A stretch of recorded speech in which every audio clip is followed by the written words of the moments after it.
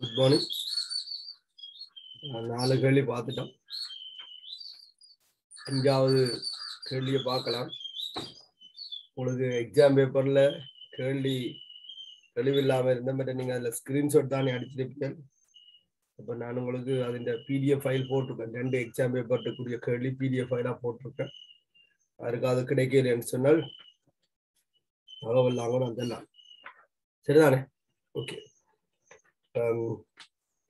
5வது கேள்வியை பாருங்க. ஏஜியின் சாரண திணிவானது அலுமினியத்தின் சாரண திணிவின் ஏறத்தாழ 4 மடங்காகும் என்று சொல்லி இந்த மாதிரி குறிப்பிடப்படும் போது நீங்கள் சில பொதுவான நொட்டேஷன்களை பயன்படுத்துறது நல்ல. சரிதான்? பொதுவான நொட்டேஷன்களை பயன்படுத்திக் கொள்ளலாம். இங்க ஏஜியின் சாரண திணிவு, சரிதான்? ஏஜியின் சாரண திணிவு அலுமினியத்தின் சாரண திணிவின் 4 மடங்கு ஏறத்தாழ. அப்ப நாங்கள் அலுமினியத்தின் சாரண திணிவை அலுமினியத்தின் சார் அணுத்திணிவு எம்மண்டு ஒரு நொட்டேஷனை கொடுத்து கொண்டால் ஏஜியினுடைய சாரண திணிவை நாங்கள் எம் சார்புல குறிப்பிடலாம். அதைத்தான் சொல்லியிருக்கேன். 4m. ஏஜியின் சாரண திணிவானது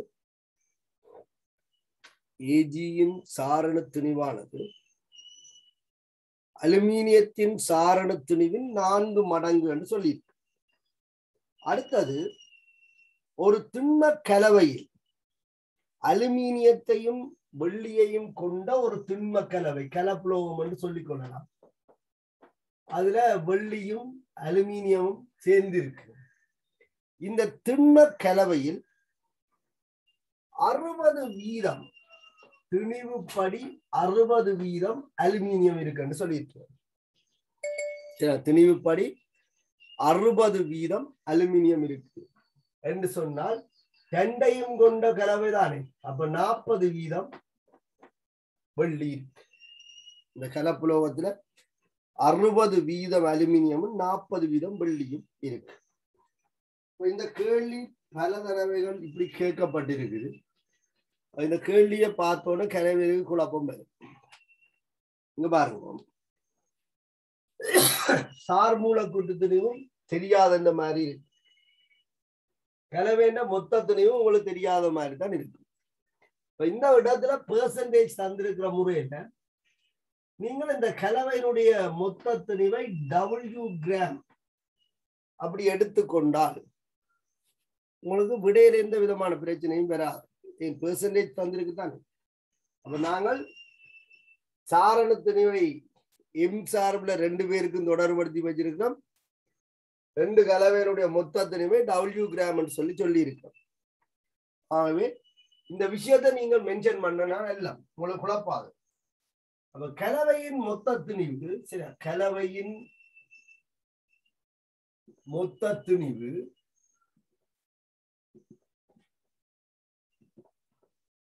W கிராம் என்க அப்படின்னு சொல்லி கொடுத்துட்டீங்கன்னு சொன்னால் உங்களுக்கு ஒரு பிரச்சனையும் வராது. நீங்க பாருங்க, இப்ப கேள்வியில விட எங்களுக்கு அப்படி சுருக்கல்ல தான் எங்களுக்கு சிக்கல் வருமே தவிர கெமிஸ்ட்ரியில வந்து பிரச்சனை வராது.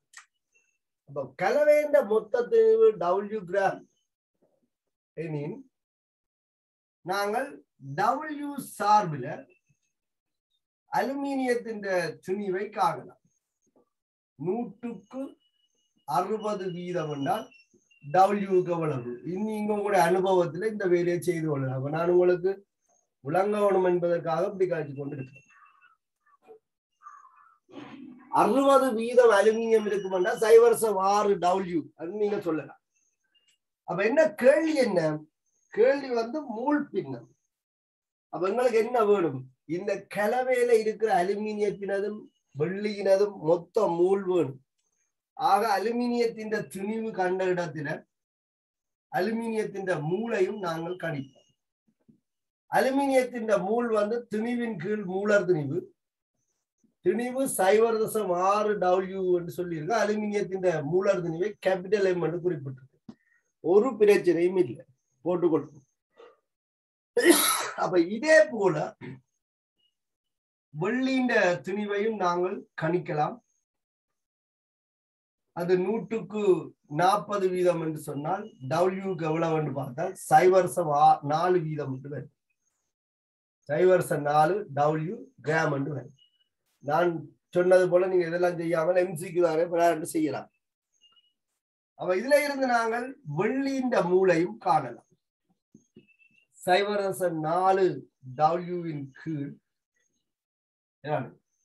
இப்ப வெள்ளியின் சாரண திணிவு 4 M. இதுவும் மூல், இதுவும் மூல். இது திணிவு. உங்களுக்கு என்ன கேட்டிருக்கு? இந்த கலவையில இருக்கிற ஒரு கூறின் மூல் பின்னம் என்ன கூறு? அலுமினியத்தின் மூல் பின்னம். அப்ப மூல் பின்னம் என்பது குறித்த பதார்த்தத்தின் மூலுக்கும் மொத்த மூலுக்கும் இடையிலான விகிதம். அலுமினியத்தின் மூலும் தெரியும், வெள்ளியின் மூலும் தெரியும். ரெண்டையும் கூட்டினால் மொத்த மூல் காணலாம். அப்ப N total சமன் NaL plus NAg. இது சமன் 0.6 W கீழ் கேபிட்டல் M சக 0.4 W கீழ் 4M. இது உங்களால சுருக்க முடியும் என்று தெரியும். சரியா? இதை நீங்கள் சுருக்கினீங்கன்னு சொன்னால் உங்களுக்கு கூட்டி விட்டால் 2.8 W கீழ் 4M என்று வரும். நான் பவசி எடுத்து அப்படியே சுருக்கி இருக்கிறேன். இது நீங்கள் வளமையான உங்களுக்கு தெரிஞ்ச இலகுவான முறையில சுருக்கி கொள்ளலாம். மொத்த மூல் 2.8 W கீழ் 4M என்று வரும். இதை கூட்ட உங்களை என்ன கேட்டது? அலுமினியத்தின் மூல் பின்னம் கேட்டது. ஆகவே அலுமினியத்தின் மூல் 0.6 W கீழ் M முழுவதன் கீழ் 2.8 W கீழ் 4M என்று வரும். இது சுருக்கல் சில பேருக்கு கஷ்டமா இருந்தால் நீங்கள் பின்னத்துல போடலாம். 0.6 W கீழ் M பிரிக்க போறீங்க இதால. அப்ப அலகுகளா மாறைகள்ல 4M கீழ் 2.8 W என்று W மட்டுப்படும், M மட்டுப்படும். 6/4 கீழ் 28 என்று வரும். சரியா? 6/4 கீழ் 28 என்று சொன்னால் உங்களுக்கு 6 கீழ் 7 சரி. அப்ப உங்களுக்கு பாருங்க, திணிவு சதவீதம் மட்டும்தான் தரப்பட்டிருக்கு. ஆனால் சார்மூல கூட்டு சாரண திணிவுகளுக்கு இடையில ஒரு தொடர்பு சொல்லப்பட்டிருக்கு. இதை பயன்படுத்தி நீங்க என்ன செய்யலாம்னு சொன்னால் இந்த சாரண திணிவை மூல் பின்னத்தை காணலாம். மூல் பின்னத்தை காண்ற மாதிரி வேறு ஏதாவது கேள்விகள் கேட்டாலும் நீங்க அதுக்கேற்ற மாதிரி நகரலாம். சரியா? பாருங்க, அலுமினியத்தின் சாரண திணிவுக்கும் வெள்ளியின் சாரண திணிவுக்கும் சொன்ன தொடர்பை நான் இதுல டிஸ்பிளே பண்ணியிருக்கேன். பெர்சன்டேஜ் தந்திருக்கிறதால நான் கலவையின் மொத்த திணிவை சும்மா டபிள்யூன்னு சொல்லியிருக்கேன். ஏன்டா இதை 0.6 இதை 0.4 சொல்றது பொருத்தப்பாடு இல்லை. அப்ப டபிள்யூ சார்பில் குறிப்பிட்டிருக்கேன். அப்ப டபிள்யூ சார்பில் திணிவு சதவீதத்தை பயன்படுத்தி திணிவு காண்றேன். திணிவையும் சார்மூல கூட்டு திணிவையும் தொடர்படுத்தி ஒரு கோவை எடுத்திருக்கேன் மூலுக்கு. அவர் 2 பேருக்கு மூல் எடுத்து மூல் பின்னம் என்பது மொத்த மூலின் மேல் குறித்த பதார்த்தத்தின் மூல். அப்ப மொத்த மூல கணிச்சிருக்கு. இதுல நீ எல்லாம் உங்களோட சுருக்கல் தான் சம்பந்தப்பட்டிருக்கு. இதுல நீங்க சுருக்கி இருக்கலாம் 0.4 கீழ் 4 10 4. ஆனா நான் இதுல சுருக்கி இல்லை. நான் 4 பொதுவாக எடுத்துட்டு பொமசி எடுத்துட்டு அப்படி மேல பெருக்கி இருக்கேன். சரி,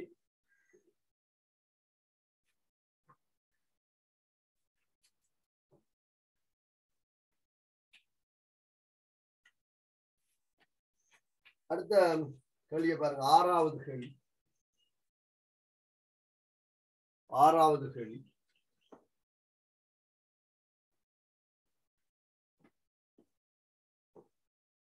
ஒரு நீர்க்கரசல் குறிப்பிடப்பட்டிருக்கு. 6வதுல நீர்க்கரசல் குறிப்பிடப்பட்டிருக்கு.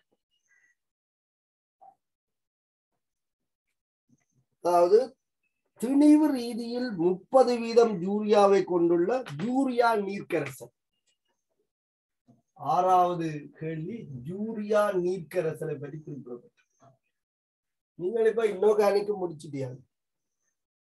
உங்களுக்கு யூரியாவினுடைய மூலக்கூட்டு சூத்திரம் தெரிய வேணும். இதை நான் அமோனியா தயாரிப்புல உங்களுக்கு குறிப்பிட்டேன். ஏமைட்டுகள்ல இருந்தும் அமோனியாவை பெறலாம்னு சொல்லி யூரியாவிலிருந்து பிறகு சோடியம் கார்பனேட்டும் அமோனியாவும் பெறும்னு சொல்லிட்டு, அப்ப யூரியா நீர்க்கரசல் என்பது யூரியாவையும் நீரையும் கொண்ட ஒரு கரைசல். கிட்டத்தட்ட அலுமினியமும் வெள்ளியும் இருக்கிற மாதிரி தான். அது ஒரு கலப்புலோகமா இருக்கு, இது கரைசல் ஆகிருக்கு. அவ்வளவுதான்.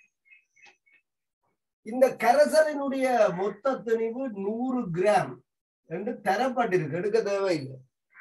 கரைசலுடைய மொத்த திணிவு 1 கிலோகிராம் என்று சொல்லி இருக்கு.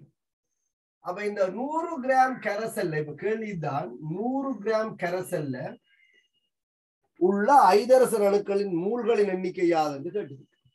சரி, இந்த 100 கிராம் கரைசல்ல இருக்கிற ஐதரசன் அணுக்கள மூல் எண்ணிக்கை யாது என்று கேட்டிருக்கு.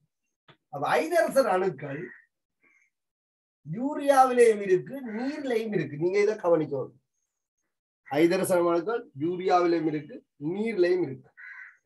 இந்த கரைசல்ல இருக்கிற யூரியாவின் திணிவுப்படியான சதவீதம் 30%. சரி, அந்த கரைசல்ல இருக்கிற யூரியாவின் திணிவுப்படியான சதவீதம் 30%. ஆகவே நீரினுடைய சதவீதம் 70% இருக்கு. என்றால் ரெண்டையும் கொண்ட ஒரு கலவை. அப்ப இங்க நாங்கள் கணித்ததை போல இங்க நாங்கள் டபிள்யூ சார்பில் கணிச்சிருக்கிறோம். இங்க மொத்த திணிவு தரப்பட்டிருக்கிறதால டபிள்யூ எவ்வளவு என்று சொல்லப்பட்டிருக்கு. அப்ப இந்த கரைசல்ல இருக்கிற யூரியாவின் திணிவை நாங்கள் காணலாம். இந்த கரைசல்ல இருக்கிற யூரியாவின் திணிவை காணலாம். அது நேரடியாகவே 100க்கு என்று சொல்லப்பட்டிருக்கால பெர்சன்டேஜில் எடுக்கலாம். சிலருக்கு விளங்காது என்பதால 100க்கு சரியா 100க்கு 30 என்றால் 100 கிராம் கரைசல் எவ்வளவு இருக்கும்? மாம்பழ கணக்கு மாதிரி இருக்குது. சரியா, 30 கிராம் இருக்கு. அப்ப குறிப்பிடப்பட்ட இந்த கரைசல்ல இருக்கிற யூரியாவின் திணிவு 30 கிராம். குறிப்பிடப்பட்ட கரைசல்ல இருக்கிற யூரியாவின் திணிவு 30 கிராம். பெர்சன்டேஜ் மொத்த திணிவும் தெரிஞ்சா குறித்த பதார்த்தத்தின் திணிவு காணலாம் தானே. ஓகே, அப்ப நாங்க அடுத்து என்ன காணலாம்? உடனே ஐதரசன் அணுக்கள்கிட்ட மூல் எண்ணிக்கை கேட்டிருக்கு. அப்ப எங்களுக்கு எப்படியோ யூரியாவின் மூல் தேவை. அப்ப யூரியாவின் சார் மூலக்கூட்டு திணிவை குறிப்பிட்டோம்னு சொன்னாங்க. யூரியாவினுடைய சார் மூலக்கூட்டு திணிவு நாங்கள் இங்க குறிப்பிடும் போது மூலர் திணிவாக குறிப்பிடுவோம் என்று அலகோட பிரதியிடம். அப்ப யூரியாவின் மூலர் திணிவு 60 கிராம் மூல் -1. கார்பனுக்கு, ஒட்சனுக்கு, 2 நைதரசனுக்கு, 4 ஐதரசனுக்கு 60 gram joule -1. ஆகவே யூரியாவின் திணிவு தெரியும். யூரியாவின் மூலர் திணிவுன்னு சொல்லிட்டோம். நம்ம யூரியாவின் மூல காணலாம். 30 கிராமின் கீழ் 60 கிராம் மூல் -1. அப்ப இந்த கரைசலுக்குள்ள இருக்கிற யூரியாவின் மூல் 0.5 மோல். இந்த கரைசல்ல இருக்கிற யூரியாவின் மூல் 0.5 மோல். இதே போல இந்த கரைசல்ல இருக்கிற நீரின் மூலையும் நாங்கள் கணிக்க வேண்டும். காரணம் ஐதரசன் நீரிலையும் இருக்கு, யூரியாவிலையும் இருக்கு. அப்ப இதே மெத்தடாலஜி தானே. இந்த யூரியாவின் மூலம் நீங்கள் எப்படி கணிச்சீங்களோ அதே மாதிரி ஐதரசன் மூல் கணிக்க போறீங்க. உங்களுக்கு விளக்கம் இல்லாம இருக்கிற ஒரு விஷயம் என்னன்னு சொன்னால் ஐதரசன் மூல் அன்னைக்கு என்ன உடனே யூரியாவில இருக்கிற ஐதரசனை மட்டும்தான் கன்சிடர் பண்ணுவீங்க.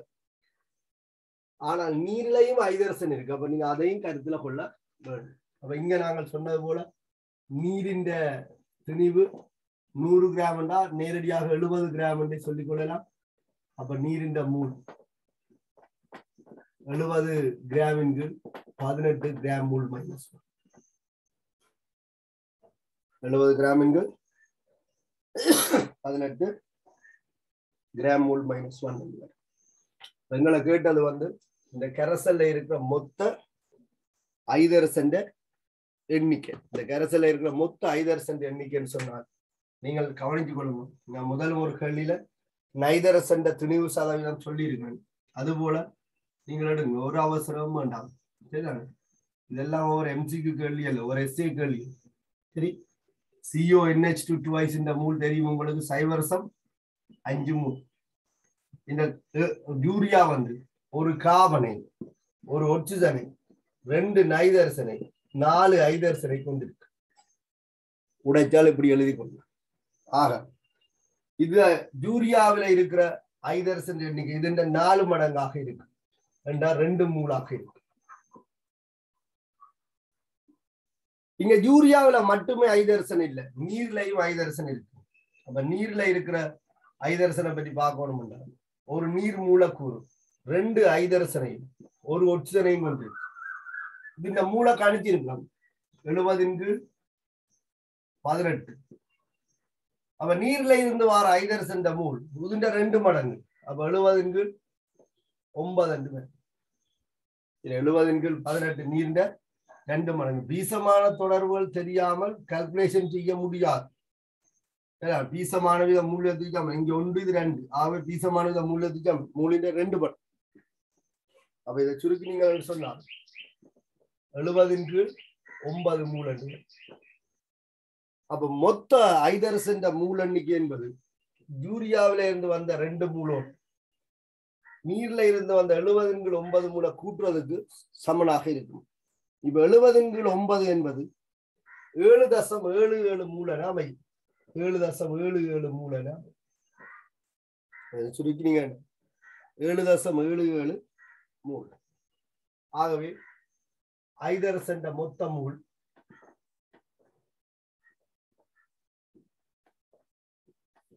ஐதரசன் மொத்த மூல் இதுல 7.77 இதுல 2. அப்ப 9.77 மூல். ஐதரசன் மொத்த மூல் வந்து 9.77 மூல். 4வது முறை பொருத்தப்பாடுடையதாக இருக்கும். இதே இடத்துல ஒட்சிஜன் மூல் பின்னம் கேட்கலாம். சரியா, ஒட்சிஜன் மூல் பின்னம் கேட்கலாம், அல்லது நைதரசன் சதவீதம் கேட்கலாம், ஐதரசன் திணிவு சதவீதம் கேட்கலாம். அடிப்படையில உங்களுக்கு தேவையான இந்த 2 பேட்ட மூல். சரியா, இதை பயன்படுத்தி நீங்கள் ஒவ்வொரு திட்ட மூளை தனித்தனியா காணிச்சு மொத்த மூல் எடுத்து அதுல இருந்து மூல் பின்னம் காணலாம், அல்லது திணிவு எடுத்து சார் மூல கூட்டு திணிவாளை பிரிச்சு மொத்த திணிவாளை பிரிச்சு குறித்த பதார்த்தத்தின் பெர்சன்டேஜ் காணலாம். இந்த நீர்க்கரசல்ல இருக்கிற நைதரசன் சதவீதம் என்னன்னு கேட்டால் இந்த நீர்க்கரசல் மொத்த திணிவு 100 கிராம். நைதரசன் சதவீதம் முதல் கேள்வியில செய்ததால ஞாபகப்படுத்தி விடும். யூரியாவில மட்டும்தான் நைதரசன் இருக்கு. யூரியாவின் மூல் வந்து 0.5 மூல். அப்ப நைதரசன் மூல் 1.0 மூலாக இருக்கு. சரியா, 1 மூல். நைதரசன் மூல் தெரியும். சாரண திணிவு 14 பெருக்கிறீங்கன்னா நைதரசன் திணிவு மொத்த திணிவு 100 கிராம். இப்ப 100 மேல் 14 தர 102 பேர். அப்ப 14 வீதம் நைதரசன் இருக்கு. சரியா, இந்த கேள்விகள்ல இருந்து நீங்கள் அடுத்தடுத்த கேள்விகளை இந்த மாதிரி விளங்கிக் கொள்ளலாம். மற்றது இதுல எது வரைக்கும் எங்களுக்கு கஷ்டம், இதை நாங்கள் கண்டுபிடிச்சிட்டோம்னா மற்ற எப்படி ஊட்டினாலும் நாங்கள் கேள்வி செய்யக்கூடியதாக இருக்கும்.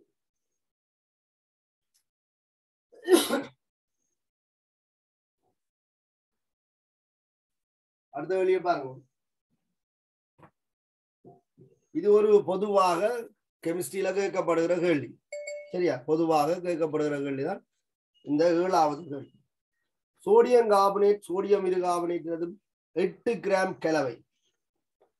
சோடியம் கார்பனேட்டினதும் சோடியம் இருகார்பனேட்டினதும் 8 கிராம் கலவை. 7வது கேள்வியாக கவனிங்க.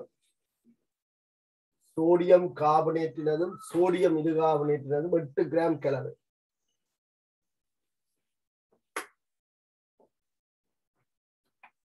சோடியம் கார்பனேட்டினதும் சோடியம் இருகார்பனேட்டினதும் 8 கிராம் கலவை.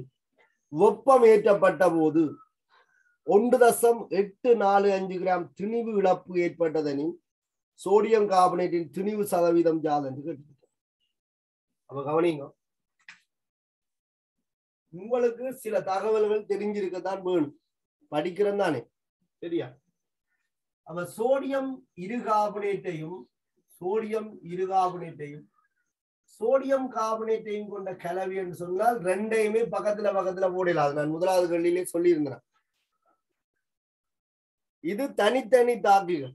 தாக்கம் 2 பேருக்கும் தனித்தனியாக கருதப்பட வேண்டும். அப்ப சோடியம் இருகார்பனேட்டின் தாக்கமும் சோடியம் கார்பனேட்டின் தாக்கமும் தனித்தனியாக கருதப்பட வேண்டும். இங்க என்ன செய்யப்படுது?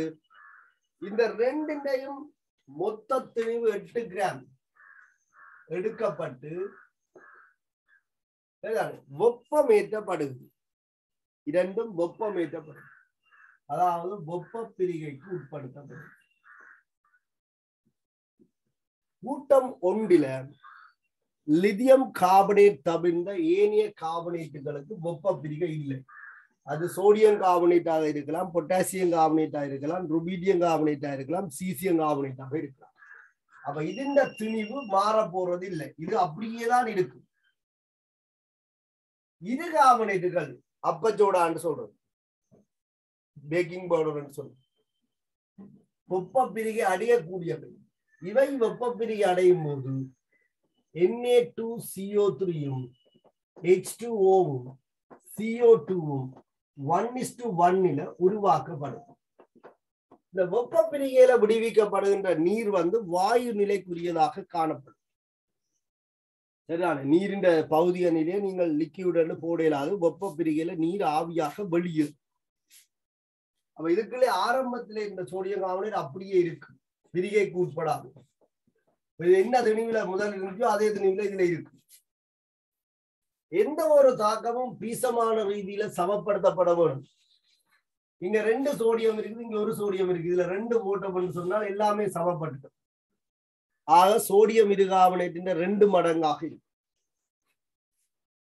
இதுல உருவாக்கப்படுகின்ற சோடியம் கார்பனேட்டின் மூல், நீரின் மூல், CO2 மூல் எல்லாம் 1:1. இவர் 2 மடங்கா இருப்பார். இப்ப நாங்கள் இவருடைய மூளை என் மூலன எடுத்துக்கொண்டால் தெரியாது, இதுல இருந்து வர CO2 மூல் கட்டாயம் என் மூலாக இருக்கும். இதுல இருந்து இங்க வர 2N மூல், இது 2N மூலாக இருந்திருக்கும். பீசமான விகிதம் மூல் வீதத்திற்கு சமன். பீசமான விகிதம் மூல் வீதத்துக்கு சமன். எனக்கு தெரியாது, நான் சும்மா சொல்லிக்கிறேன். இது இந்த மூல் என்ன எடுத்தேன், அப்ப அது இந்த மூல் N, இது இந்த மூல் 2N. இவருக்கு தாக்கம் இல்லை என்பதால் இவரை பெரிய நாளை பொண்ணு கலைக்கிறார். சரியா? என்ன சொல்லப்பட்டிருக்கு? வெப்பமேற்றப்பட்ட போது 1.845 கிராம் 1.845 கிராம் திணிவு இழப்பு ஏற்பட்டது என்று சொல்லி 1.845 கிராம் திணிவு இழப்பு. இங்கதான் நீங்க இன்னொரு விஷயத்தை விளங்கிக் கொள்ள வேண்டியிருக்கு. திணிவு காப்பு தத்துவம் அப்படின்ற ஒரு விஷயம் இருக்கு. திணிவு இழப்பு,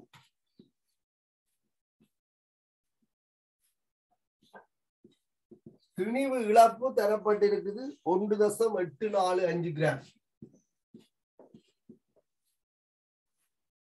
அப்ப நாங்கள் திணிவு காப்பு விதியை இதுல கதைக்கணும்.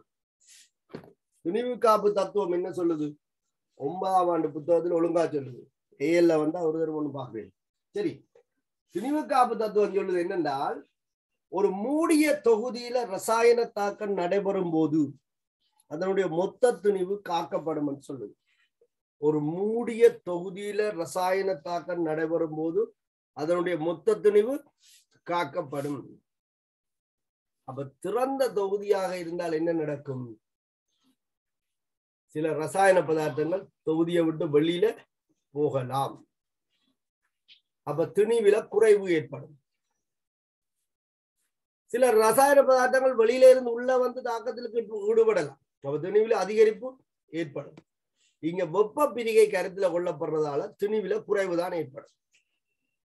அப்ப அந்த திணிவு குறைவுக்கு யார் காரணம்? திணிவு குறைவு யார் காரணமா இருக்கு? மூடி இருந்தால் மொத்த திணிவு காக்கப்படும் என்று சொல்றோம். தொகுதி திறந்திருந்தால் திணிவு குறையலாம் என்று சொல்றோம். அப்படி குறைஞ்சால் அதுக்கு யார் காரணம்? தொகுதியை விட்டு யாரெல்லாம் வெளியில போனார்களோ அவர்கள் அந்த திணிவுக்கு காரணமாக இருப்பார்கள். இதை நாங்கள் சிம்பிளா சொல்றதாக இருந்தால், திணிவு இழப்பு என்பது வெளியேறிய திணிவுக்கு சமன். இந்த தொகுதியை விட்டு எஸ்கேப் ஆன கூறுகள்கிட்ட மொத்த திணிவுக்கு சமனாக இருக்கு. அப்ப திணிவு இழப்பு வெளியேறிய திணிவுகளின் கூட்டுத்தொகைக்கு சமன். இங்க யார் வெளியேறியது? இந்த சோடியம் கார்பனேட் வெளியேறியதோ இல்ல, அது அப்படியே அப்படியே கல்லு மாதிரி இருக்கு. ஏன்? சடத்துவ தன்மையானது. சோடியம் கார்பனேட்ல இருந்து சோடியம் கார்பனேட் வெளியில போகுமோ அதுவும் திண்மம். அப்ப இங்க வெளியில போனது யாருன்னு கேட்டால் நீரும் CO2. அப்ப இந்த திணிவு இழப்புக்கு யார் காரணம்? வெளியேறிய நீரும் CO2. இந்த திணிவு இழப்பை சில நேரத்தில் ஆரம்ப திணிவையும் இறுதி திணிவையும் தந்து உங்களுக்கு தரலாம். சரியா? மாறா திணிவு பெறப்படும் வரை வெப்பமேற்றப்பட்டது, இறுதி திணிவு எவ்வளவு என்று சொல்லலாம். அப்ப ரெண்டு திணிவுகளுக்கு முடியலான வித்தியாசத்தை நீங்கள் கணிச்சு அதை திணிவு இழப்பாக எடுத்துக்கொள்ள வேண்டும். இங்க நேரடியாக திணிவு இழப்பு தரப்பட்டிருக்கு. அப்ப திணிவு இழப்பு என்பது வெளியேறிய திணிவுகள்கிட்ட கூட்டுத்தொகைக்கு சமன். அப்ப நொட்டேஷன்ல நான் காட்டுவதாக இருந்தால் H2O-வினதும் CO2-வினதும் திணிவுகள்கிட்ட கூட்டுத்தொகை 1.845 கிராமாக இருக்க வேண்டும். இதுதான் திணிவு இழப்பு. திணிவு இழப்பு வெளியேறிய திணிவுகள்கிட்ட கூட்டுத்தொகைக்கு சமன். தனிய ஒரு கூறு மட்டும் போனால் இன்னும் சந்தோஷம் எங்களுக்கு. நேரடியா அவற்ற திணிவு வண்டி எடுத்துக்கொள்ளும். இங்க இரண்டு கூறுகள் வெளியில போகும். ஆகவே திணிவு இழப்பு வெளியேறிய திணிவுக்கு சமன். இங்க நீரின் மூளை என்னென்று எடுத்தால் CO2 மூலம் கட்டாயம் என்னதான் இருக்கும்? என் பீசமான 1:1. ஆகவே என் சார்பில் நாங்கள் நீரின் திணிவையும் CO2 திணிவையும் காணலாம். இப்ப நீருக்கு சார் மூலக்கூட்டு திணிவு 18. அப்ப என் சமன் W/M இன் கீழ் சரி W/M. இதுல இருந்து நாங்கள் W எடுத்தோம்னு சொன்னால் 18 N என்று வரும். CO2க்கு 44. அப்ப 44 N என்று வரும். இது சமன் 1.845 கிராம். 62 N சமன் 1.845 கிராம். இதுல இருந்து நாங்கள் எண்ணுக்கு தீர்வு காணலாம். சரியா? கணித்தீங்கன்னு சொன்னால் எண் வந்து 0.029 கிராமாக இருக்கு. மூலாக இருக்கு. மூலன்னு தான் எடுத்தீங்க. எண் வந்து மூலாக இருக்கு. நாங்கள் இதுல அளவு போடுறது சரி. ஆனால் எண் வந்து மூலம் எடுக்கப்பட்டிருக்கிறாள். இதுல உங்களுக்கு அழகு வராது. எல்லாம் கிராம் தான். இதுவும் கிராம், இதுவும் கிராம், இதுவும் கிராம் தான். உங்களுக்கு 0.029 மூல். அப்ப இதுல இருந்து என்ன காணலாம்? அன்னளவாக இதை நாங்கள் என்ன எடுத்துக்கொள்ளலாம்? 0.03 மூல் என எடுத்துக்கொள்ளலாம். அல்லது நீங்க அப்படியே வச்சு செய்யலாம். அல்லது இந்த பின்னத்தை அப்படியே கொண்டு வரலாம். புறக்கணிப்பு குறைவாக. கேட்ட கேள்வி சோடியம் கார்பனேட்டின் திணிவு சதவீதம். மொத்த திணிவு தெரியும் 8 கிராம். சோடியம் கார்பனேட்டின் திணிவு வேணும். உங்களுக்கு கேள்வியை உடனே நீங்க எங்கேயாவது டிஸ்பிளே பண்ணிடணும். சோடியம் கார்பனேட்டின் திணிவு சதவீதம் என்று கேட்கப்பட்டிருக்கிறதால சோடியம் கார்பனேட்டின் திணிவும் உங்களுக்கு மொத்த திணிவும் வேணும். சோடியம் கார்பனேட்டின் திணிவும் மொத்த திணிவும் வேணும். சோடியம் கார்பனேட்டின் திணிவு நேரடியாக காண முடியாது. காரணம் சோடியம் கார்பனேட்டுக்கு என்ன இல்லை, தாக்குத்திறன் இல்லை. அப்ப நாங்கள் நீரின்றையும் CO2 திணிவை பயன்படுத்தி என்ன கண்டு அந்த பீசமான தொடர்புல சோடியம் இருகார்பனேட்டின் மூலை நாங்கள் காணலாம். சோடியம் இருகார்பனேட்டின் மூல் வந்து இதுண்ட 2 மடங்காக இருக்கு. சரியா? அவனால் இந்த வலுவை குறைக்கிறதுக்காண்டி என்ன செய்ய போறேன்னு சொன்னால் இதுல நான் ஒரு சின்ன அன்னளவாக்கம் செய்திருக்கேன். 0.029 நான் என்ன செய்ய போறேன்னு சொன்னால் மூல் வந்து 1.845 62 சொல்லலாம் தானே. அதுதானே சுருக்கு அப்படி வந்தது. எண் வந்து 1.845 62. சரியா? இதுதான் இப்படி சுருக்கப்பட்டது. இதுண்ட 2 மடங்குன்னு சொல்லலாம். இதுண்ட 2 மடங்கு. அப்ப சோடியம் இருகார்பனேட்டின் மூல் 1.845 கீழ் 60 வேற 62 வேற கண்ட். ஏன் இது 2n நாங்கள் கணிச்சது. அது 0.03 போட்டா சைவரும் சைவரும் 6 பேர். இதுல 3வது தசமானத்துல 1 குறைஞ்சது, இதுல 2 குறைய போகுது. அதான் பிரச்சனை. அதனாலதான் நான் அப்படி பின்னத்தை கொண்டு வா. இப்ப உங்களுக்கு என்ன வேணும்? சோடியம் கார்பனேட் திணிவு வேணும். சோடியம் கார்பனேட் திணிவு வேணும்னா இந்த மொத்த திணிவு தெரியும். அப்ப இரு கார்பனேட் திணிவை கணிக்கவும். ஆகவே இரு கார்பனேட் மூலர் திணிவு 84 கிராம் மூல் -1. என்ன காணலாம்? சோடியம் இரு கார்பனேட் மூல் தெரியும், சோடியம் இரு கார்பனேட் மூலர் திணிவு தெரியும். இந்த ரெண்டையும் பயன்படுத்தி திணிவு காணலாம். WNaCO3 திணிவு தான் நீங்கள் இப்ப காணலாம். இந்த இவ்வளவு தரவில இருந்து முதல்ல நீங்கள் காண்றது சோடியம் இரு கார்பனேட் திணிவு. இப்ப மூல் தெரியும் 1.845 கீழ் 62 தர 2 மூலர் திணிவு 84 கிராம் மூல் -1. இதுல எந்த ஒரு இடத்துல நான் அட்ஜஸ்ட்மெண்ட் செய்யல, ஏன்னா பின்னத்திலேயே கொண்டு வா. இந்த இடத்துல வச்சு நான் சுருக்கிறேன், இதுக்கு மேலே அப்படியே நான் கொண்டு போயிடாது. அப்ப 4.995 வருது. இதே அன்னளவாக நாங்கள் 5 கிராம் என்று குறிப்பிடலாம் தான். எங்களுக்கு அவ்வளவுக்கு என்ன செய்யாது, பிரச்சனை வராது. நீங்கள் விடைகளினுடைய நெருக்கத்தன்மையை பார்த்து MCQ கேள்வி என்றதால அன்னளவாக்கம் செய்தீங்கன்னா வேலைக்கு சுருக்கக்கூடிய ஒரு பெருமானம் பெறும். ஆனா ஒரு ஸ்ட்ரக்சர் எஸ்ஏ கேள்வியில திருத்தத்தன்மை கூடுதலாக எதிர்பார்க்கப்படுறதால நாங்கள் இந்த மாதிரி செய்யலாம். அப்ப உங்களுக்கு இரு கார்பனேட் மூல் திணிவு தெரியும். மொத்த திணிவு 8 கிராம், இரு கார்பனேட் திணிவு 5 கிராம் என்று சொல்லி கணிச்சுட்டோம். அப்ப அடுத்தா நீங்கள் சொல்ல வேண்டியது 8 கிராம் சமன் WNA2CO3 சக WNaCO3.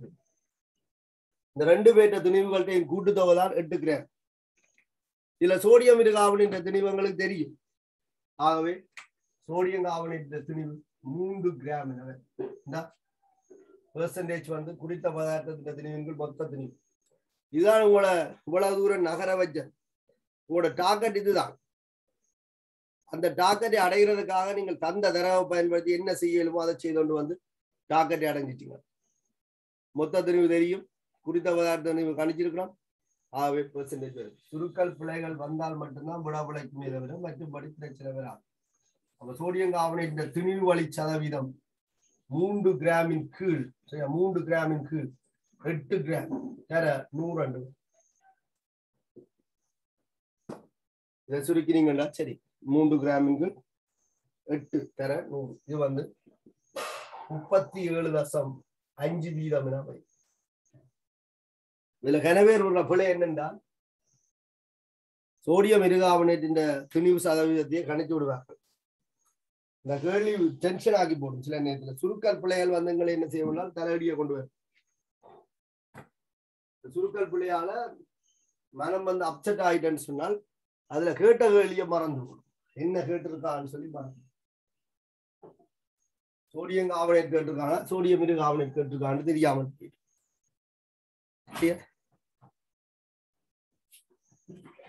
இவ்வளவு ஸ்டெப்பும் செய்தான் MCQ செய்யணுமோ?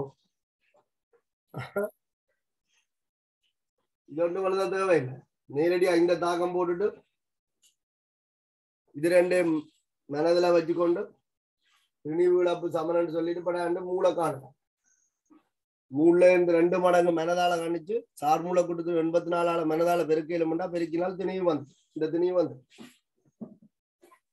கழிக்கலாம் பார்க்க தேவையில்லை. அதுல போட்டு கழிக்க தேவையில்லை.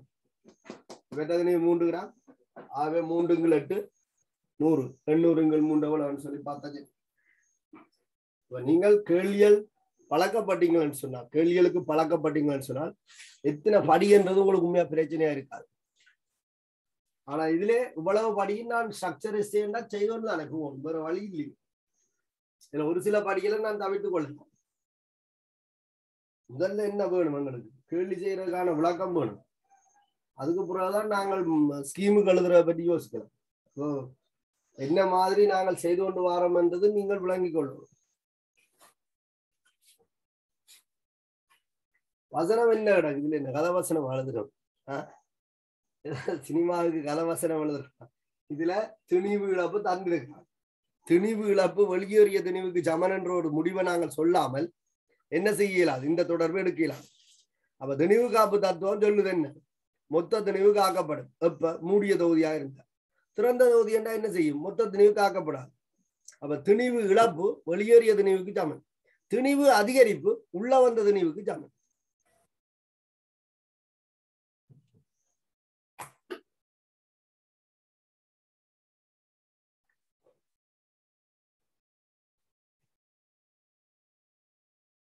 சரி, ஓகே. அடுத்த கேள்வியை பார்ப்போம். 8வது கேள்வி.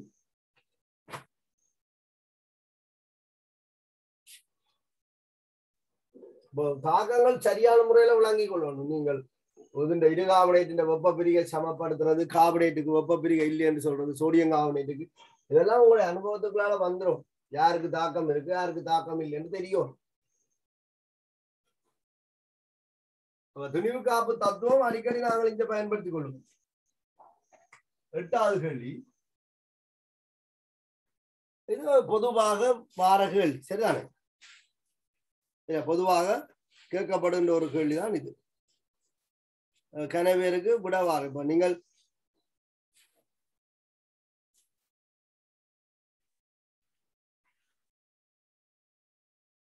இந்த கேள்வியை பாருங்க. வலுவளவு 2 கொண்ட உலோகம். என்ன உலோகம் என்று தெரியாது. ஆனால் வலுவளவு 2 என்றால உலோகம் என்னவா இருக்கும்? மறையனா இருக்கும், இல்லத்தானே? அப்ப உலோக கட்டியனை போட்டுக்கொள்வோம். M2+. வலுவளவு 2 கொண்ட உலோகம் ஒன்றின் ஆக்சைடு. இந்த உலோகத்தின் ஆக்சைடு என்ன? ஆக்சைடு என்பது O2- தானே. அப்ப அதிண்ட வலுவளவு உங்களுக்கு சொல்லணும் என்ற ஒரு அவசியம் இல்லை. இதுதான் எங்களுக்கு தெரியாது. உலோகம் வேற என்று சொல்லாதால இது +1 இருக்கலாம், 2+ இருக்கலாம், அல்லது 3+ இருக்கலாம், 4+ கூட இருக்கலாம். சுயாதீன கட்டியன்கள் +4 வரை இருக்கும். ஒரு உலோகம் 4 இலத்திரன் வரை இழந்து சுயாதீன கட்டியனை தோற்றுவிக்கும். ஆனா ஆக்சைடு என்பது எப்போதும் O2- தானே. அப்ப நாங்கள் அதை வச்சு குழம்ப வேண்டிய அவசியம் இல்லை. என்ன சொல்லி இருக்கிறோம்? வலுவளவு 2 கொண்ட உலோகம் ஒன்றின் ஆக்சைடில். அப்ப வலுவளவு 2 கொண்ட உலோகத்தின் ஆக்சைடின் சூத்திரம் என்னவா இருக்கும்? வலுவளவு 2 கொண்ட உலோகத்தின் ஆக்சைடு MO என்ற சூத்திரத்தை கொண்டிருக்கும். இது முதல் உங்களுக்கு விளங்க வரும். கனவேருக்கு இங்கேயே பிரச்சனை ஆரம்பிச்சு. சரியான அதுக்கான தகவல் தந்திருக்கு. உலோகத்தின் வலுவளவு 2. உலோகம் என்றால் நேரேற்றப்பட்ட கட்டியனா தான் இருக்கு. ஆகவே M2+ எடுத்துக்கொள்ளலாம். ஆக்சைடு என்பது O2-. அப்ப M2+ O2- MgO போன்ற ஒரு ஆக்சைடு தான் இவர். அப்ப MO சொல்லி உலோகத்தின் ஆக்சைடு. உடனடியாக அதன் ரசாயன சூத்திரத்தை நீங்க எழுதிடும். உலோகத்தின் ஆக்சைடின் ரசாயன சூத்திரம் உங்களுக்கு போட தெரிய வரும். என்ன சொல்லி இருக்கிறோம்? இதுல ஆக்சைடின் திணிவு சதவீதம் 40% என்று சொல்லி இருக்கு. சரி, இந்த உலோகத்துல என்னென்ன இருக்கு? M2+ இருக்கு, O2- இருக்கு. இதான் ஆக்சைடு. இந்த உலோகத்துல ஆக்சைடின் திணிவு சதவீதம் 40. பாருங்க, வெள்ளன ஒரு கேள்வி செய்திருக்காரு. வெள்ளியையும் அலுமினியத்தையும் கொண்ட ஒரு கேள்வி. 60% வெள்ளி இருக்குது, 40% அலுமினியம் இருக்குது. அதே மாதிரிதான் இந்த ஆக்சைடுல 60% ஆக்சைடு இருக்குன்னு சொல்லி இருக்கு. உலோக ஆக்சைடுல O2-, அதுதான் ஆக்சைடுன்னு சொல்றது. O2- இந்த திணிவு சதவீதம் 60%, 40%.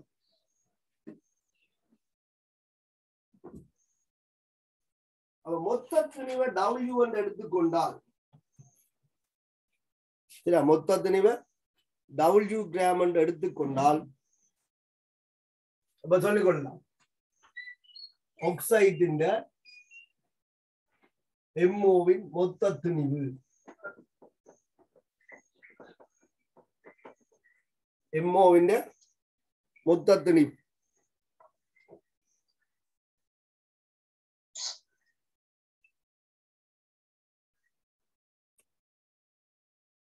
சரி.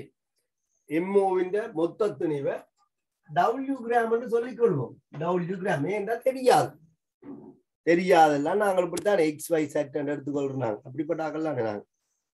சரி, MOவின் மொத்த திணிவு W கிராம். ஆக்சைடின் ரசாயன சூத்திரத்தை நீங்க அண்டர்ஸ்டாண்ட் பண்ணிடுவோம்.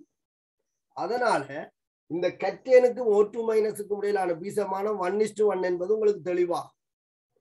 அதுக்காகத்தான் இந்த வலுவளவு பற்றி கதைச்சிருக்காங்க. இல்லைன்னா சும்மா சொல்லி இருக்கலாம் உலோக ஆக்சைடுல 40% ஒட்சன் இருக்குன்னா எங்களால் ஒன்றுமே செய்யலாம்.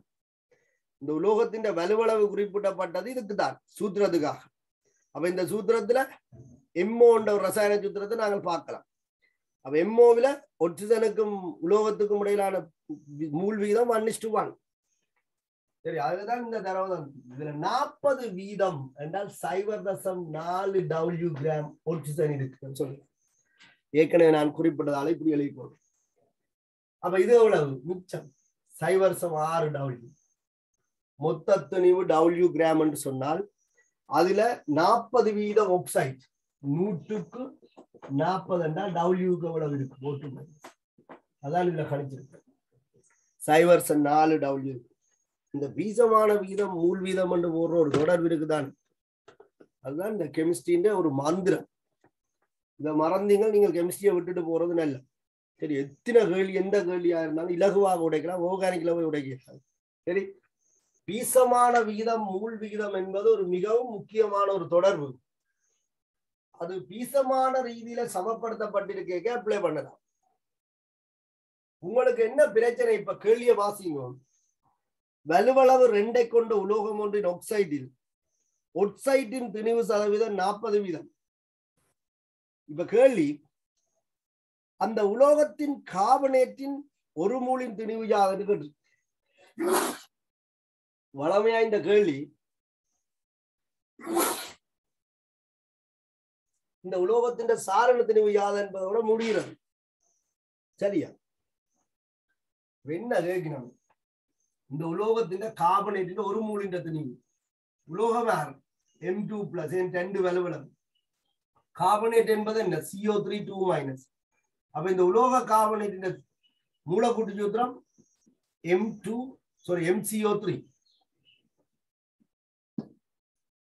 ஒரு மூலின் திணிவு என்பது மூலர் திணிவு. மூலர் திணிவு கூட அப்படி கணிக்கிறீங்க. இந்த M சாரண திணிவு, கார்பன் சாரண திணிவு, ஒட்சிஜன் சாரண திணிவு கூட்டுத்தொகை. அப்ப இந்த கேள்விக்கு விட வேணும் என்று சொன்னால் இந்த M சாரண திணிவு தேவை. வளமையா இந்த தரவோட M சாரண திணிவு என்ன என்பதுதான் கேள்வியாக இருக்கு. இப்ப அடுத்த படிக்கு நகர்ந்திருக்கு.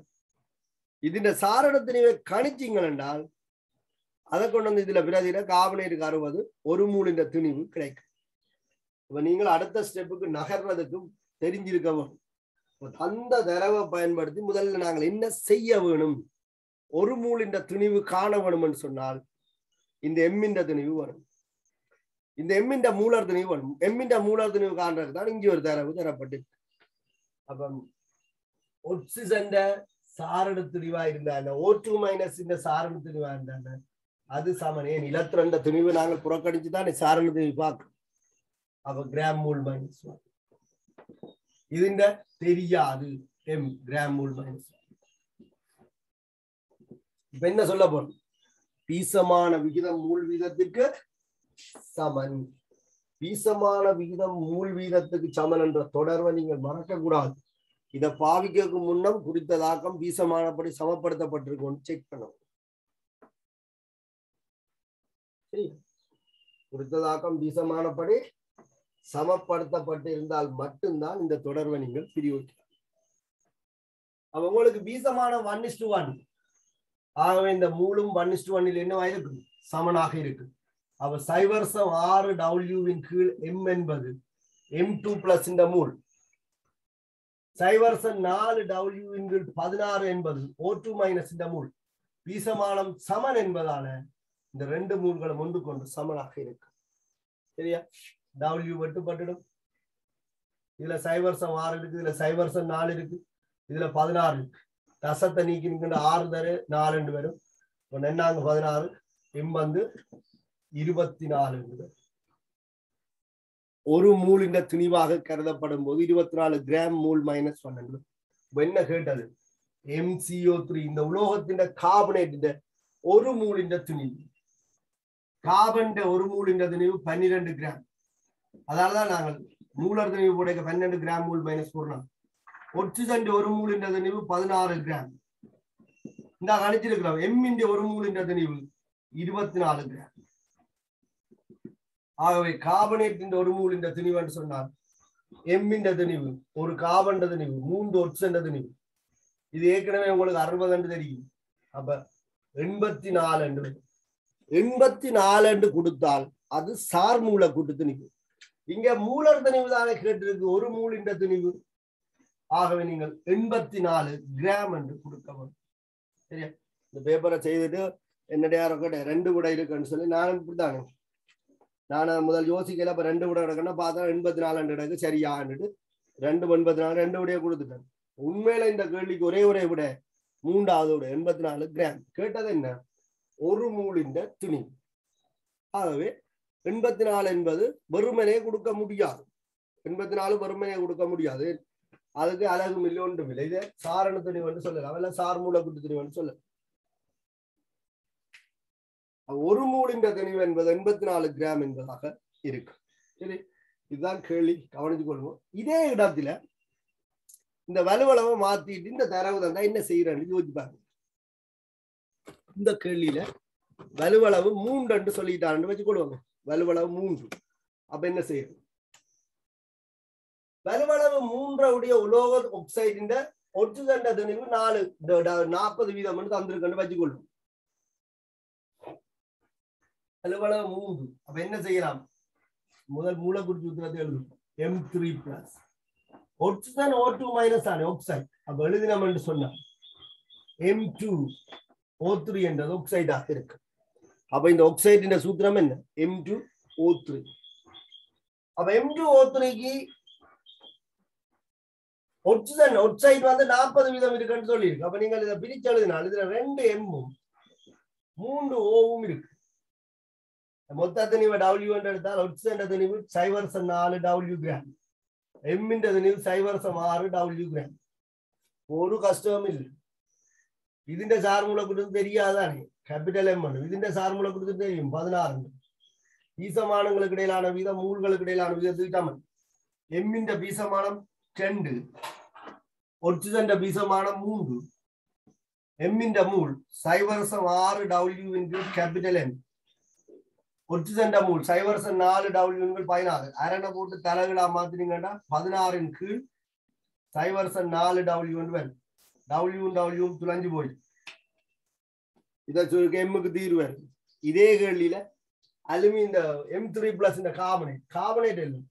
அப்ப M3+ கார்பனேட் CO3 2- இந்த கார்பனேட் மூலக்கூறு சூத்திரம் அப்படி வரும் M2CO3 thrice and வரும். அப்ப 2 M இன் சாரணத்தினையும் 3 கார்பனேட்டின் சாரணத்தினையும் கூட்ட ஒரு மூலின் திணிவு வரும். இதுல இருந்து M இன் சாரணத்தினையும் கணிப்பீங்க. கார்பனேட்டின மாறாதானே, அது 60 தானே. அப்ப அது 180 வரும். அப்ப உங்களுக்கு ஒரு விட வரும். இந்த கேள்வி எப்படி நீங்க சுத்தினாலும் கேள்வியில அடிப்படை தாற்பயத்தை விளங்கிக் கொள்ளுவோம். இந்த வலுவளவு தான் நீங்க பாயிண்ட். இந்த வலுவளவு சரியான முறையில தரப்படையில் என்றால் இந்த கேள்வியில சார்மூல கூட்டு திணிவை நீங்கள் சரியான முறையில் எடுக்கல. அதே என்னண்டா பீசமான வீதம் மூல்வியத்தை தீர்மானம். இங்க வலுவளவு 2, இதுவும் வலுவளவு 2 என்பதால பீசமான 1:1 ஆக்சிஜனும் உலோகமும் இருக்கு.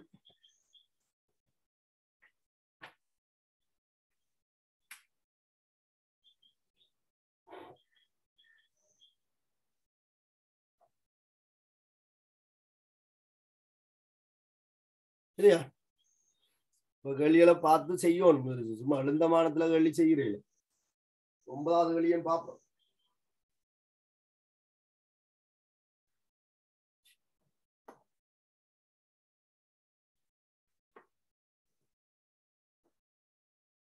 இப்படியான கேள்விகள் நிறைய சந்தர்ப்பத்துல நீங்க பார்த்த கேள்வியெல்லாம் நீங்க புதுசா கேள்வியை பார்க்கல. அனுபவப்பட்ட கேள்விகளுக்கு தான் விட தெரியாம நாங்கள் இப்ப அழுகிறோம். எங்களுடைய அனுபவத்தை தாண்டி ஒரு கேள்வி புதுசா வந்து நாங்கள் அதை செய்ய தெரியாம இருக்கேன். ஏற்கனவே வெளியில வந்த கேள்வி அனுபவம் எங்கள்கிட்ட இல்லை. 9வது கேள்வி. ஒரு சேர்வை இருக்கு M2CO3.XH2. அதாவது நீரேற்றப்பட்ட ஒரு கார்பனேட்.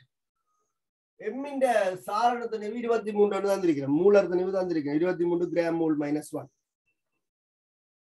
ഇതിന്റെ மொத்த நினைவு 3.55 கிராம். ഇതിന്റെ மொத்த நினைவு 0.355 கிராம். 0.355 கிராம். நீரில் கரைக்கப்பட்டு 100 சென்டிமீட்டர் கனம் கரைசலாக்கப்பட்டிருக்கு. இது நியமிப்பின் அடிப்படையில் சம்பந்தப்பட்டிருக்கு. அப்ப இந்த கார்பனேட் முழுவதும் 100 சென்டிமீட்டர் கனம் கரைசல இருக்கு. இந்த 100 சென்டிமீட்டர் கனம் கரைசல HCl ஆல நியமிக்கப்படுதான். பேருந்து சில வழிகள 10 சென்டிமீட்டர் கனம் என்று சொல்லுவாங்க. அதுக்குள்ள வித்தியாசத்தை விளங்கி கொடுக்கும். இந்த கார்பனேட் வந்து 100 சென்டிமீட்டர் கனம் கரைசல்ல கரைக்கப்பட்டிருக்கு. இந்த 100 சென்டிமீட்டர் கனம் கரைசல் அப்படியே என்ன செய்யப்படுதுன்னு சொன்னால் HCl ஆல நியமிக்கப்படுது.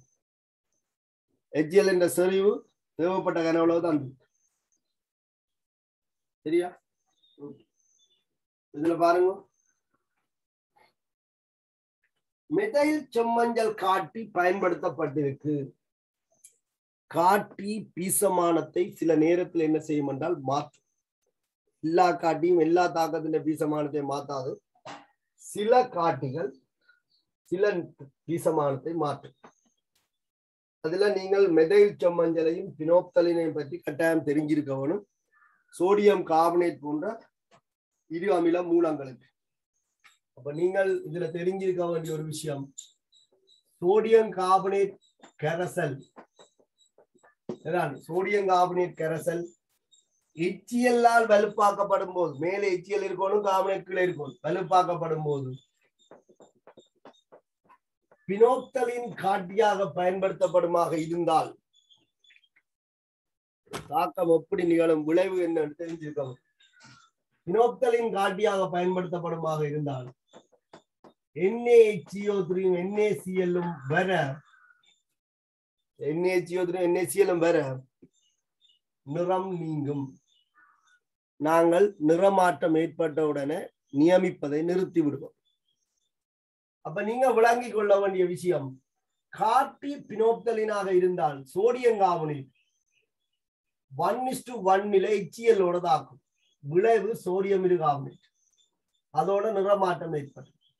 இதே இடத்துல மெதைல் செம்மஞ்சள் காட்டியாக பயன்படுத்தப்பட்டால், மெதைல் செம்மஞ்சள் காட்டியாக பயன்படுத்தப்பட்டால் நிறமாற்றம் எப்ப ஏற்படும்? இந்த கார்பனேட் வந்து 2 H+ வாங்கி H2CO3 ஆக மாறிய பின்புதான் நிறமாற்றம் ஏற்படும். அதாவது ஒரு கார்பனேட் 2 H+ வாங்கி H2CO3 ஆக மாறும். இந்த H2CO3 உறுதியற்றது. அப்ப அது நீராகவும் CO2 ஆகவும் பிரியும். அப்ப நாங்கள் விளைவு எழுதும் போது H2O CO2 2 NaCl என்றுதான் விளைவு எழுதி கொள்ள வேண்டும். சரியா? மெதைல் ஆரஞ்சு காட்டியாக பயன்படுத்தப்பட்டால் HCl-க்கும் Na2CO3 பீசமானம் 2க்கு 1. இதே இடத்துல பினோப்தலின் பயன்படுத்தப்பட்டால் 1க்கு 1. இங்க யாரை காட்டியா பயன்படுத்தி இருக்கிறோம்? Methyl orange. ஆகவே தாக்கம் இந்த தாக்கமோ இந்த தாக்கமோ இரண்டாவது தாக்கம். அப்ப உங்களுக்கு இந்த 100 சென்டிமீட்டர் கனம் கரைசல், 100 சென்டிமீட்டர் கனம் கரைசல் HCl ஆல நியமிக்கப்படுது. ஆகவே இதுதான் தாக்கம். மெதைல் செம்மஞ்சள் காட்டி முன்னிட்டு நாங்கள் என்ன காணலாம்? பயன்படுத்தப்பட்ட HCl இந்த செறிவும் கனவளவும் தரப்பட்டிருக்கிறதால, பயன்படுத்தப்பட்ட HCl இந்த செறிவும் கனவளவும் தரப்பட்டிருக்கிறதால இந்த HCl என்ற மூலை காணலாம். கனவளவு 100 சென்டிமீட்டர் கனம், 10⁻³ டெசிமீட்டர். ஆகவே 5⁻10⁻³ மூல் என்று அமையும். இந்த 100 சென்டிமீட்டர் கனம் கரைசல்ல இருந்த சோடியம் கார்பனேட்டோட, M2, சோடியம் அல்ல M2, அது சோடியம் தான் 23 சாரணத்துக்கு வந்தா இதுல M2 என்று எழுதுறான்னு எனக்கு நல்ல ஏன் எனக்கு தெரியும் 23 சாரணத்துக்கு மேல வேற ஒரு தரம் செய்யல. அப்ப M2 கார்பனேட்டுக்கு தான் தாக்கம் இருக்கு, எம்முக்கு தாக்கம் இல்லை தான். அப்ப இதுல நீங்கள் MHCO3 என்றும் இதுல MCl என்றும் எழுது. பழக்கப்பட்டு போச்சு, அதான் பிரச்சனை. உங்களுக்கு 2 M 2 MCl சோடியம் கார்பனேட் தான். கார்பனேட் வந்து இதுல இரு கார்பனேட் ஆகிற பினோப்தன் காட்டின தண்ணி இங்க H2CO3 வந்தா அப்புறம் பண்ணி அப்ப உங்களுக்கு HCl மூல் வந்து காணலாம். மெதைச்சம் மஞ்சள் காட்டியாக இருக்கிறதால பினோப்தனுக்கும் கார்பனேட்டுக்கும் HCl-க்கும் பீசமான 10க்கு 1க்கு 2. அப்ப இந்த அரைவாசி மூல் என்னவா இருக்கும் என்றால் கார்பனேட்டின் மூலா இருக்கு. இந்த அரைவாசி மூல் 2.5 தர 10⁻3.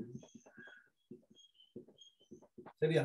கேட்ட கேள்வி வந்து எக்ஸ காண்றது. இந்த கேள்வியை கவனிங்க. இந்த கேள்வி எப்படி இலகுவா அணுகலாம்னு சொன்ன நீரேற்றப்பட்ட உப்பு இது பல முறைகளால கணிக்கப்படும். நீரேற்றப்பட்ட உப்பு எவ்வளவு நீர் இருக்குன்னு தெரியாது. நீர்ல கரைச்சால் M2CO3 அக்வஸ்டன்டும் XH2O எழுதலாம். சரியா? இந்த M2CO3 தான் இதுல நியமிக்கப்பட்டது. அப்படியே நியமிக்கப்பட்டது. என்ன காணலாம்? M2CO3 மூல் தெரியும். சார் மூலக்கூட்டு திணிவால பெருக்கினால் M2CO3 திணிவு காணலாம். சரியா? அப்ப M2CO3 என்றால் 23 சொன்னதால சார் மூலக்கூட்டு திணிவு 106 வரும். அப்ப இவருடைய திணிவு மூலர் திணிவு. W சமன் N into M. மூல் இங்க கணிச்சிருக்கிறீங்க 2.5 தர 10⁻3 மூல். ஏற்கனவே உங்களுக்கு தெரியும். உங்களுக்கு என்ன வேணும்? எக்ஸ் வேணும். எக்ஸ் காண வேணும் சொன்னால் இதுண்ட மூளை பயன்படுத்தி இந்த பக்கத்தாலையும் போகலாம். நான் அப்படி போக விரும்பல, குழப்பத்தை ஏற்படுத்தும். அப்ப நான் இதுண்ட திணிவை காணும்.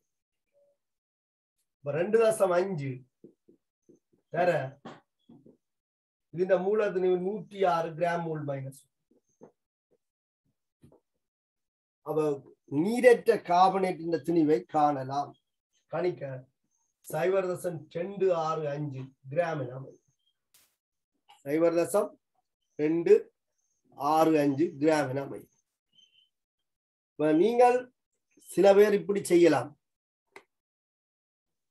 சரியா? என்ன மாதிரின்னு சொன்னால் இந்த மூணு கூட தெரியும். M2CO3 மூல் 2.5 10⁻3 மூல். இந்த நீரேற்றப்பட்ட உப்பின் திணிவு தெரியும் 0.355 கிராம்.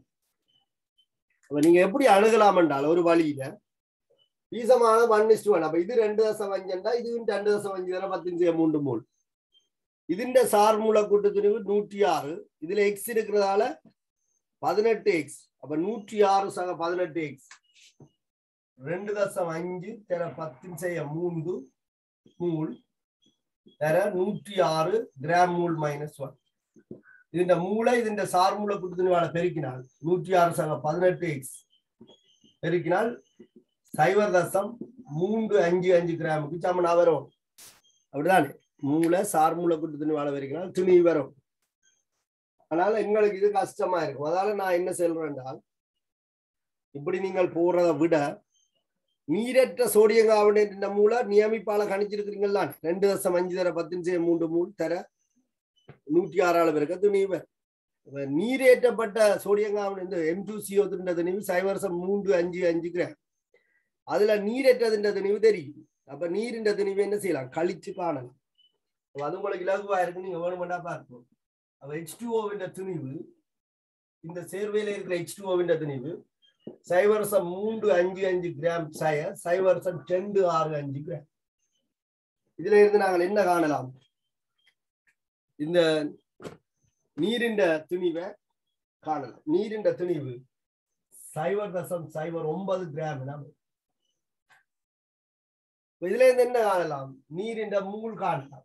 அப்ப நீரின் மூல் 0.09 கிராமின் கீழ் 18 கிராம் மூல் -1. 0.09 கிராம் 18 பிரித்தீங்கன்னு சொன்னால் உங்களுக்கு நீரின் மூல் வரும். அது வந்து 5 தர 10⁻3 மூல். சுருக்களுக்கு ஒரு இலகுவாக இருக்கும். இந்த கார்பனேட்டின் மூல் 2.5 தர 10⁻3 மூல். ஏற்கனவே நீங்கள் கணிச்ச நீங்கள் சரி. அந்த கார்பனேட்டின் மூல் 2.5 தர 10⁻3 மூல். நீரின் மூல் 5 தர 10⁻3 மூல். உங்களுக்கு என்ன வேணும்? எக்ஸ் வேணும். பீசமான விகிதம் மூல் வீதத்தை சமன். அப்ப எக்ஸின் கீழ் 1 சமன் நீரின் மூல் 5 தர 10 கீழ் 2.5 தர 10 கூட 15 மட்டும் போட்டால் எக்ஸுக்கு 2 என்ற ஒரு தீர்வு. இதே தீர்வு இந்த மூளை எக்ஸ் சார்புல கணிச்ச சார்மூல கூட்டு திணிவால பெருக்க வரும். ஆனால் இதுல நீங்கள் கஷ்டப்படுவீங்க, சுருக்கல்ல கஷ்டப்படுவீங்க. அதை விட இதுன்ற திணிவை கணிச்சிட்டு மொத்த திணிவில இருந்து கழிச்சால் நீரின்ற திணிவு வரும். நீரின்ற திணிவை சார்மூல கூட்டு திணிவா நீரின்ற மூல் வரும். யாருடைய தேவை இருக்கோ அதுக்கேற்ற மாதிரி நாங்கள் வேலை செய்யலாம். எக்ஸ் என்பது பீசமானம். அப்ப நீரின்ற பீசமானத்துக்கும் இதுன்ற பீசமானத்துக்கும் இடையிலான விகிதத்தை போட்டால் நீரின்ற மூலுக்கு இதுன்ற மூலுக்கு இடையிலான விகிதமாக அமையும். எக்ஸ் வந்து கொண்டு 10.